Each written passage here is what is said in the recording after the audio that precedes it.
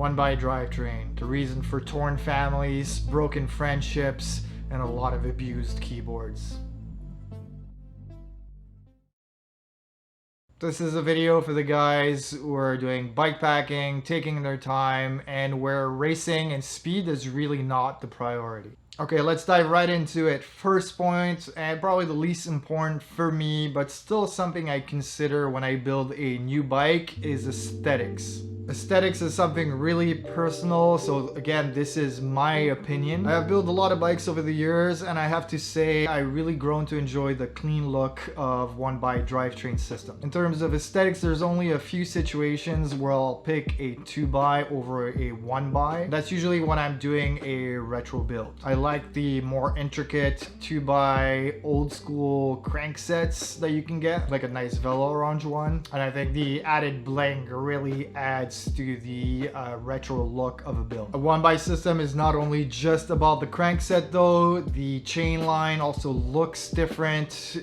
You end up with less cable and housing on the frame. So all in all, it gives it a more minimal look, and I really enjoy that. If you're new to bike building and you're interested in building one from scratch, then I highly recommend considering a 1x drivetrain system. It'll be one less thing that you'll need to figure out how it works. Also, once you've put your bike together, it'll be a lot easier to figure out how gears work and make sense of it if you only have to focus on the rear derailleur and you don't have to worry about what's going on at the front end of your bike.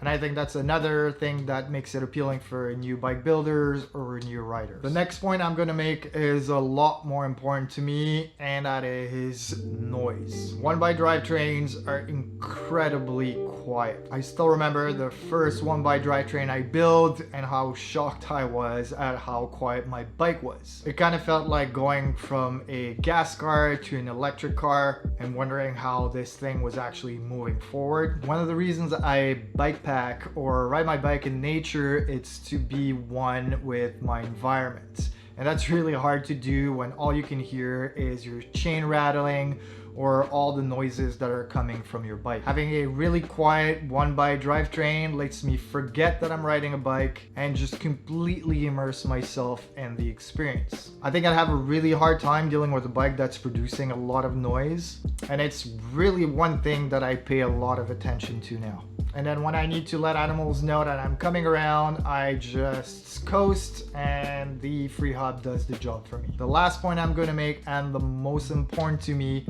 is simplicity. Really, all the points in this video can be put under the simplicity umbrella. Simplicity, much like having a quiet drivetrain, really helps me get into a vibe. The least you have to think, the more real estate you have up here to enjoy what you're doing and be in the moment. 1x systems remind me of my first bikepacking trip. I used a really old beat up bike that was using a 3-speed internal hub.